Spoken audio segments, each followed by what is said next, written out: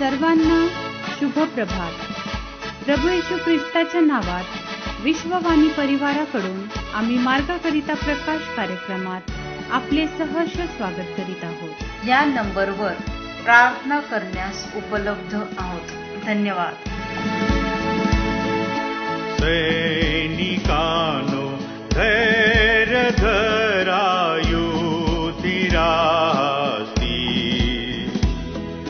पाह पुढे चालणारा ख्रिस्त महावीर। जय जयकार करा, यश मिळते। सायकारी प्रभू ख्रिस्त आम्हा सांगते।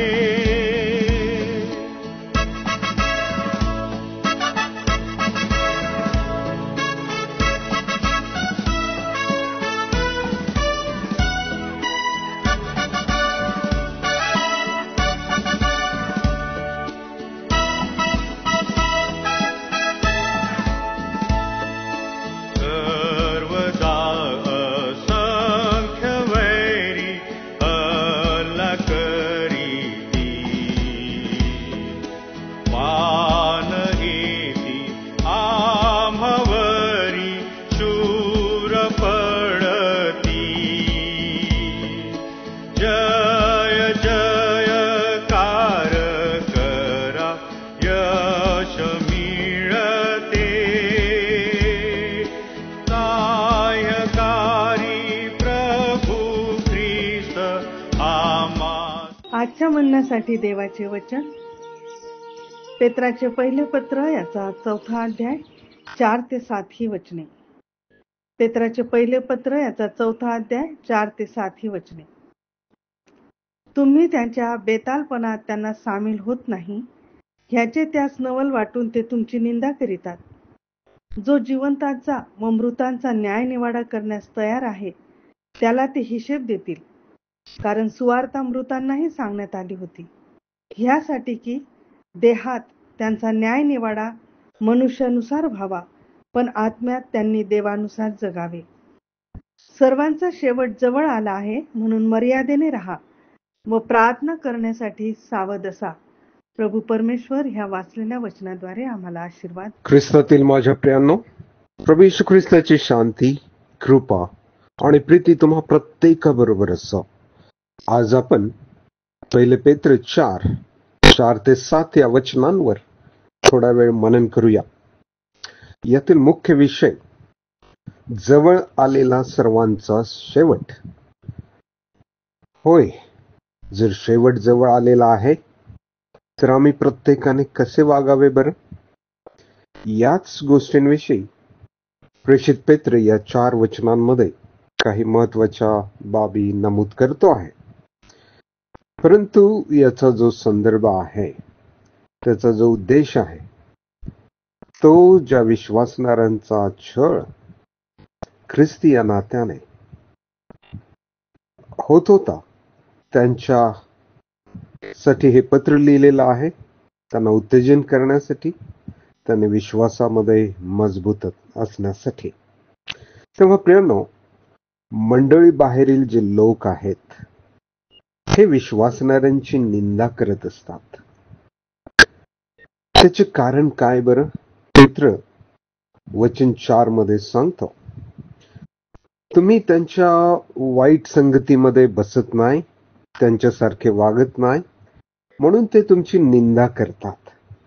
आणि यदाकदाचित तुम्ही त्यांच्यासोबत बसलात, त्यांच्यासारखं जीवन जगलात, तर ते तुम्हाला कसलाच त्रास देणार नाही की तुमची निंदा देखील करणार नाही। आणि ते जे दुष्ट आणि दुर्जन आहेत, वचन 5 प्रमाणे पेत्र सांगतो की जो जिवंताचा व मेलेल्यांचा न्याय निवाडा करण्यासाठी येणार आहे, तोच त्यांचा हिशोब घे।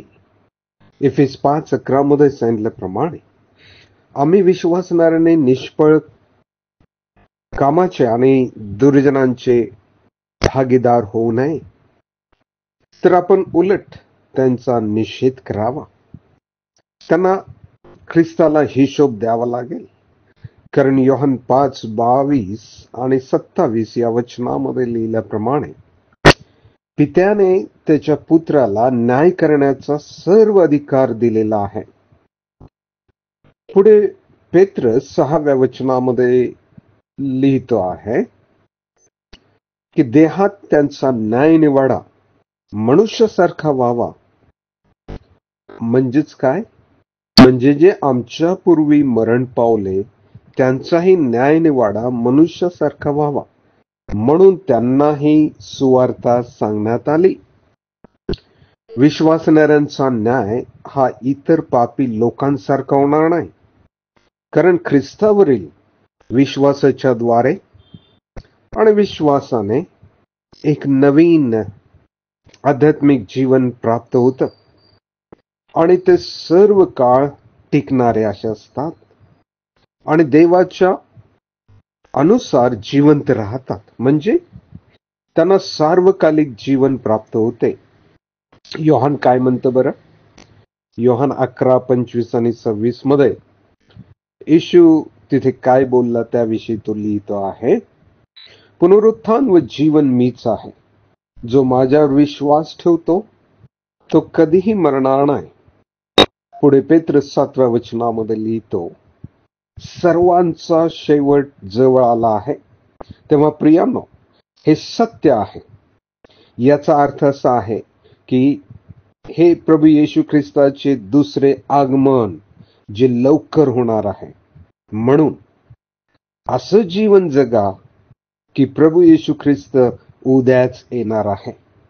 त्यासाठी पश्चाताप करणे, पापाचा मार्ग सोडून देणे आणि प्रभू येशू ख्रिस्ताच्या मागे वळणे, प्रभू येशू ख्रिस्ताच्या मार्गावरून चालणे.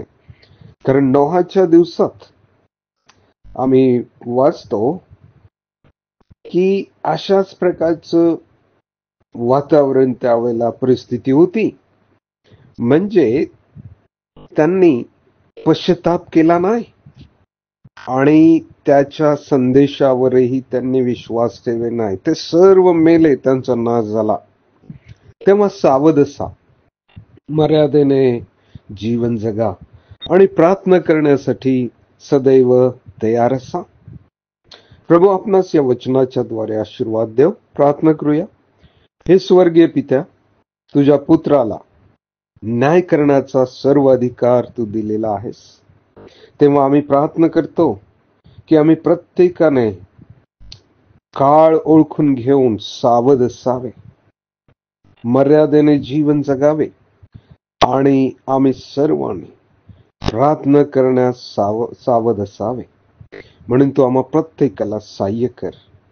प्रभू येशू ख्रिस्त तुझा पुत्र याच्या नावाने मागतो म्हणून तू ऐक. आमेन. कादबावे झुंजाच्या दशी शेवटास युद्ध न्यावे मीळा ख्रिस्ताशी. जय जयकार करा यश मिळते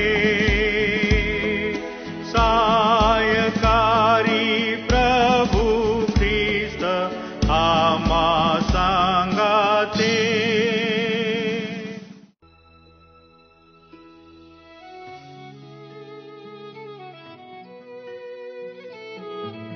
की आता आपण आपल्या प्रार्थना विनंत्या कोणत्याही वेळेस विश्ववाणी प्रार्थना केंद्राला टोल फ्री नंबरद्वारे कळवू शकता. आमचा टोल फ्री नंबर 1-800-2700-333.